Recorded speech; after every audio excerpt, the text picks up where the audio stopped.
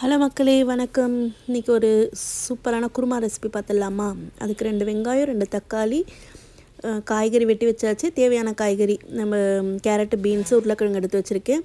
இஞ்சி பூண்டு பேஸ்ட்டு, மிளகாத்தூள், கரம் மசாலா, தேங்காவை அதில் சோம்பு, கசகசா போட்டு கொஞ்சம் முந்திரியும் போட்டு அரைச்சி வச்சுருக்கேன். நம்ம குக்கரில் செய்வோம். இன்றைக்கி குக்கரை வச்சுட்டு எண்ணெய் ஊற்றிட்டு பட்டை லவங்கம் எல்லாமே போட்டு வெங்காயம் போட்டு நல்லா வதக்கிடலாம். வதக்கினதுக்கப்புறம் தக்காளி நல்லா வதங்கினதுக்கப்புறம் இஞ்சி பூண்டு பேஸ்ட்டையும் போட்டு காய்கறியும் போட்டுருங்க. போட்டுட்டு எடுத்து வச்ச மிளகாத்தூள் எல்லாமே போட்டு நல்லா வதங்கினதுக்கப்புறம் தண்ணி ஊற்றிடலாம். தண்ணி ஊற்றி ஒரு 2 விசில் விடுவோம் போதும். அதுக்கப்புறம் காய்கறி கொஞ்சம் மசிச்சு விட்டுக்கோங்க. அது கொஞ்சம் அப்படியே இருந்ததுன்னா சாப்பிட மாட்டாங்க பசங்க. நல்லா மசிச்சு விட்டுட்டிங்கன்னா இன்னும் கெட்டியாக இருக்கும் உங்களுக்கு.